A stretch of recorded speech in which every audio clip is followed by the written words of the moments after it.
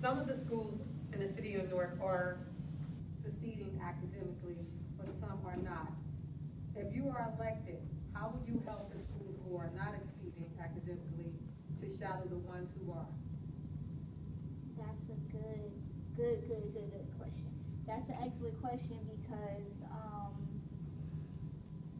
that's why, well, if I was elected, I would definitely go into the school that's not doing so well and look at what they're doing, and then go into the schools that are doing so well and look at what they're doing to succeed, and then I would compare and contrast the two, and then from there I would definitely try to set up some what's called PLCs, and those are peer learning communities, and you can do these interactively online. You can kind of set them up in spaces like this on the weekend or, you know, after work hours. So to get staff that's not doing so well, you pair them up with the ones that are, so that they can learn different teaching strategies to improve their schools. And I'm in favor of peer learning because I believe we construct our knowledge by working with each other. And that's how we build and get stronger when we are deficient in certain areas. So that's what I would definitely like, set up those peer learning communities for staff. I would try to also get staff more motivated and engaged to go to conferences that's held throughout the state, even the country, to learn different teaching strategies and different ways to improve their learning environment. So yeah, that's just how I would handle that when conferences, staff development, and I would make staff development something that's ongoing, not just one-shot deal, because things are always changing, especially in an urban community. So staff have to be abreast on those changes. Even the schools that are doing good, those teachers should also be in staff development training, staying fresh and on top of things. So. Okay, well, for one, you got to go into the school. You got to know what you're talking about.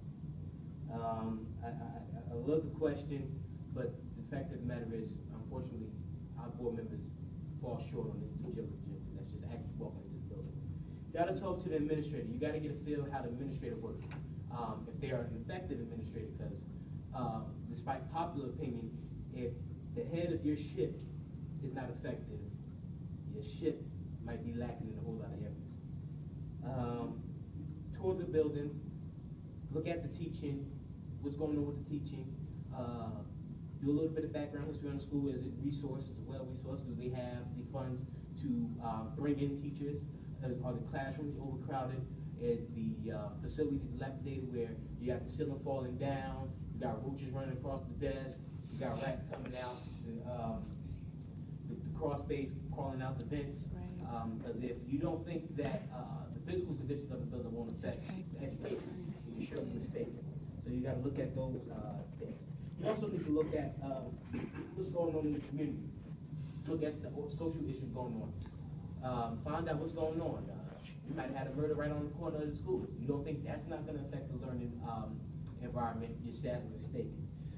Find out what's going on in the community. Find out, you know, what your population looks like as far as parents working in the school. What's the home life like? Are they getting what they need at home? What's their nutrition like? Are they even eating food? Because we need to also understand that sometimes kids come to school just to get a meal. So we need to look at all those issues. So you know, we got to talk to parents. We got to talk to students. We got to talk to our constituents.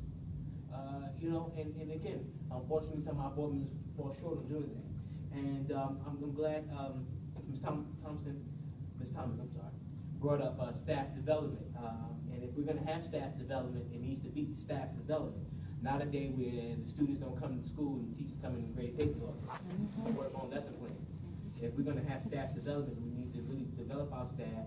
We need to have development that's relevant and not some nonsense somebody from California came up with to fly to Newark, to show on PowerPoint and make $1 million in doing it. okay? Because that ain't development.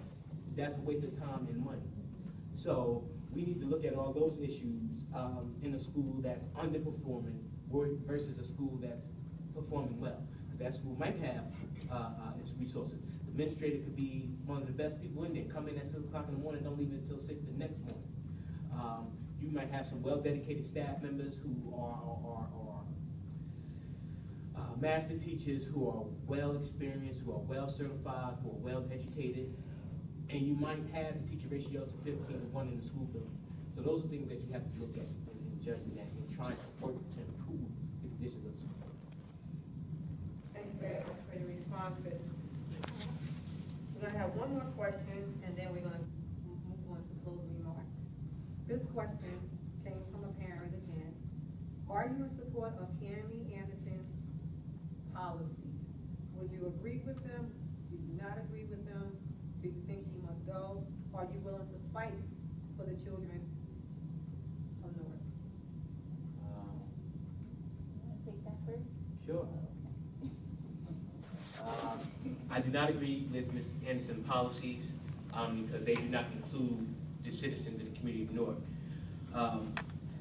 You can't enact policies and you can't enact plans and then don't ask the community what they think about it, because it's it's who they're going to affect. You can't expect to close a school, cut services, cut funding, don't offer transportation, not even ask me how I felt about it, and just expect it's going to roll out.